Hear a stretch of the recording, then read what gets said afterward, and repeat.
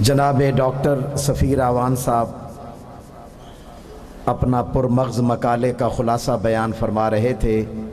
اسی اثناء میں درگاہ عالیہ حضرت سلطان العاشقین خواجہ غلام فرید رحمۃ اللہ علیہ کے زیب سجادہ حضرت خواجہ محمد عامر قریجہ تشریف لائے، ہم آپ کو خوش آمدید کہتے ہیں۔ اب میں درخواست کرتا ہوں نیشنل مشائخ کونسل کے ایگزیکٹو کمیٹی کونسل کے ممبر جناب ڈاکٹر خضر نوشاہی صاحب سے کہ وہ تشریف لائیں اور اپنے خطاب سے سرفراز فرمائیں۔ جناب ڈاکٹر خضر نوشاہی صاحب۔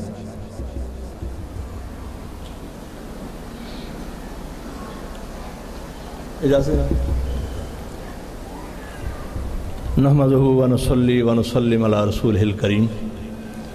اعوذ باللہ من الشیطان الرجیم، بسم اللہ الرحمن الرحیم۔ اللہم صلی علی سیدنا و مولانا محمد وعلی آل سیدنا و مولانا محمد بعدد کل ذرۃ مئات الف الف مرۃ وبارک وسلم علیہ۔ اسٹیج پر تشریف فرما جملہ مشائخ اعظام اور میرے مخاطب جملہ حاضرین و سامعین کرام، علماء، مشائخ، دانشوران اعظام، سب کی خدمت میں انتہائی احترام سے السلام علیکم ورحمۃ اللہ وبرکاتہ۔ مجھے صرف 2 دن پہلے حضرت خواجہ صاحب کا یہ ارشاد پہنچا کہ میں نے یہاں گفتگو کرنی ہے۔ موضوع بھی انہوں نے خود ہی متعین کیا، تو اس میں چند چیزیں میں لکھ کے لے آیا ہوں، وہ آپ حضرات کی بارگاہ میں گوش گزار کرتا ہوں۔ عرض یہ ہے کہ عنوان میرے مقالے کا صرف لفظ تصوف یہ ہے، جس پر یہ آج بین الاقوامی سیمینار انعقاد پذیر ہے۔ لغت کے اعتبار سے تصوف کی اصل خواہ صوف ہو یا حقیقت کے اعتبار سے اس کا رشتہ صفہ یا صفا سے ملتا ہو، لیکن یہ ایک بین حقیقت ہے کہ تصوف دین اسلام کا ایک اہم شعبہ ہے، جس کی اساس نیت اور اعمال کے اخلاص پر ہے، اور جس کی غایت اللہ تعالیٰ سے تعلق اور قرب اور رضا الہی کا حصول ہے۔ قرآن حکیم کے مطالعہ سے اور نبی کریم علیہ تحیت و تسلیم کے اسوہ حسنہ اور آثار صحابہ اکرام رضوان اللہ علیہ مجمعین سے اس حقیقت کے ثبوت ملتے ہیں۔ جہاں تک یہ اعتراض ہے کہ لفظ تصوف قرآن و حدیث میں موجود نہیں اور عہد صحابہ میں کسی نے صوفی نہیں کہلوایا، تو اگر یہی اصول ہے کسی لفظ کو اختیار کرنے کا، تو پھر ہم توحید کو کیسے مانیں گے، کیونکہ یہ لفظ بھی قرآن و حدیث میں کہیں نہیں ہے۔ ہمارا نقطہ نظر یہ ہے کہ آقا علیہ الصلوۃ والسلام اور صحابہ اکرام کے عہد مبارکہ میں جس طرح تفسیر، حدیث،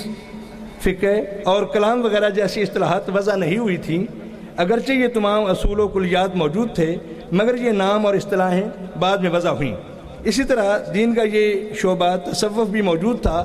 کیونکہ تزکیہ باطن پیغمبر اسلام صلی اللہ علیہ وآلہ وسلم کے فیض منصبی میں شامل تھا،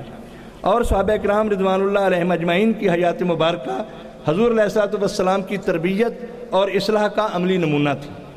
لیکن شرف صحابیت خود ایک ایسا مقام ہے کہ اس کے سامنے مفسر، محدث، فقیہ، متکلم اور صوفی جیسے القابات کی کچھ حقیقت نہیں،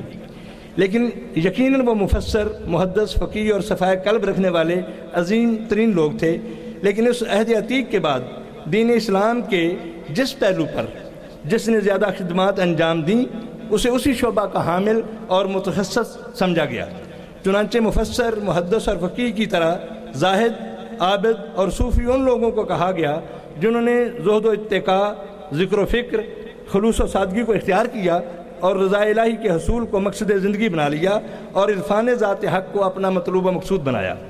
ہم دیکھتے ہیں کہ تاریخ اسلام کے تمام ادوار میں اہل تصوف، جنہیں فقر یا فقیر، درویش اور صوفی جیسے القاب سے یاد کیا جاتا ہے، وہی لوگ ہیں جن کے کردار و عمل سے ثابت ہوتا ہے کہ وہ با اخلاق انسان تھے، اور جہاں ایک طرف وہ یاد الہی میں مستغرق تھے، تو دوسری طرف رضا الہی کے حصول کے لیے بندگان خدا کی خدمت اور اصلاح و فلاح انسانیت اور تبلیغ دین اسلام کے ضمن میں کوئی دقیقہ فروغ گزاشت نہیں کرتے تھے۔ اور یہ سنت الہیہ ہے کہ وہ اپنے ذاکرین کو یاد رکھتا ہے اور صفحہ ہستی پر ان کے نام زندہ و تابندہ رہتے ہیں، اور بندگان خدا کے دلوں میں ان کے لیے عقیدت و احترام کے جذبات پائے جاتے ہیں۔ اہل تصوف یعنی صوفیاء کرام کے تمام سلاسل جو ہمارے ہاں معروف اور مروج ہیں، ان میں سلسلہ قادریہ، چشتیہ، سہروردیہ اور نقش بندیہ خاص طور پر قابل ذکر ہیں۔ ما سوائے سلسلہ نقش بندیہ کے دیگر تمام سلاسل کے شجرہ ہے طریقت مولا کائنات حضرت امام علی المرتضیٰ شیر خدا مشکل کشا کرم اللہ وجہ الکریم کے توسط سے سرکار دو جہاں حضرت نبی کریم علیہ تحیت و تسلیم سے جا ملتے ہیں۔ گویا یہی ایک طریقہ تسلیم ایمان و ایقان ہے جو روایتاً اور درایتاً متصل اور منسلک ہے اپنے آقا و مولا علیہ السلام سے۔ اس ضمن میں دو طرح کی دلیلیں پیش کرتا ہوں۔ یعنی ایک دلیل تو وہ ہے جو سلاسل تصوف میں سلسلہ بیعت ہے۔ کوئی بھی مرید اپنے شیخ کے دست حق پرست پر جب بیعت کرتا ہے تو اس کے ہاتھ اپنے شیخ کے ہاتھوں میں ہوتے ہیں اور اس شیخ کے ہاتھ اپنے شیخ کو ہاتھوں میں ہوتے ہیں،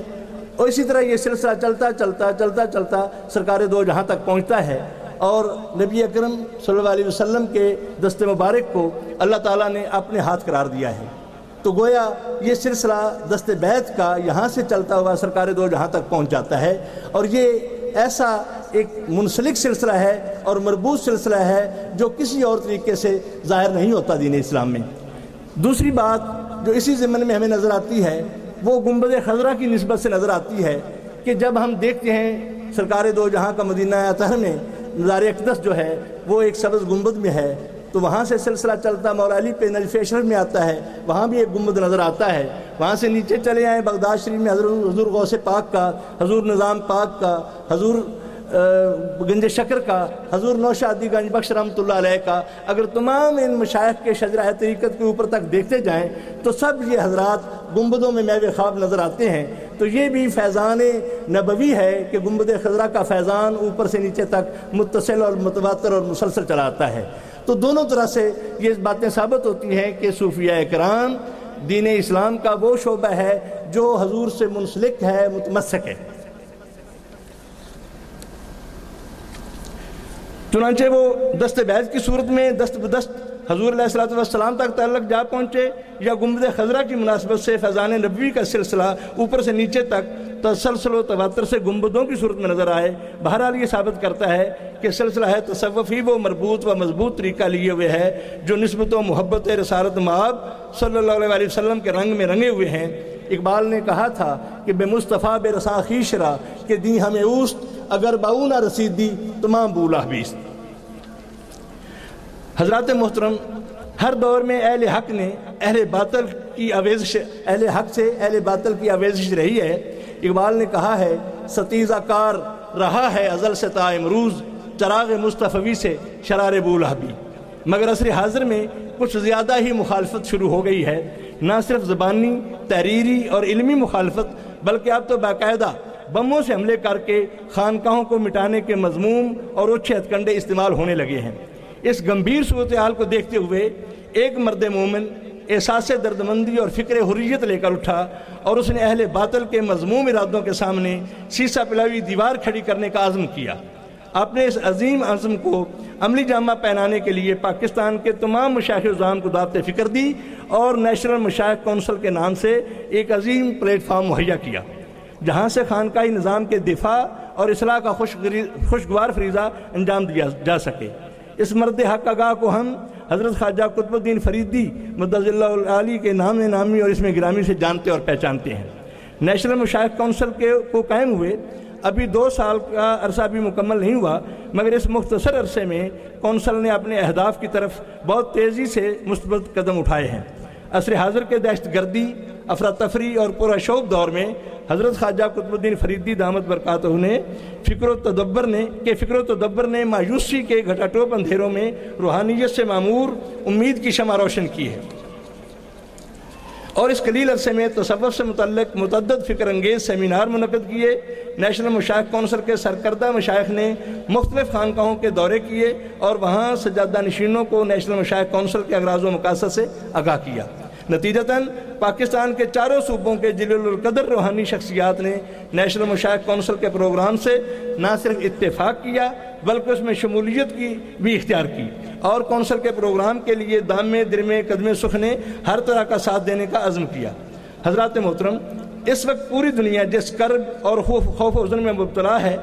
اس کا علاج صرف اور صرف خانقاہی نظام کے محبت آمیز ماحول میں ہی ممکن ہے۔ خود خالق کائنات نے فرمایا ہے فمن تابع ہدایا فلا خوف علیہم ولا هم یحزنون، بس جب تم میری ہدایت کی اتباع کرو گے تمہیں خوف اور حزن نہیں ہوگا۔ اور دوسرا فرمایا اطمینان قلب کے لیے، قلب کے سکون کے لیے فرمایا الا بذکر اللہ تطمئن القلوب، اللہ کے ذکر سے قلب کو اطمینان ملتا ہے۔ جن عظیم ہستیوں نے اللہ کے ذکر سے اپنے قلوب کو منور کیا اور راہ ہدایت پر گامزن رہے، وہ خوف و حزن سے مامون ہو گئے اور محفوظ ہو گئے۔ قرآن حکیم نے ان کے خوف و حزن سے محفوظ ہو جانے کی گواہی دی ہے، الا ان اولیاء اللہ لا خوف علیہم ولا هم یحزنون۔ اور اسی زمرے میں شامل ہونے کے لیے اہل حق آرزو کرتے رہے۔ اقبال نے کہا کہ شریک زمرہ لا یحزنون کر۔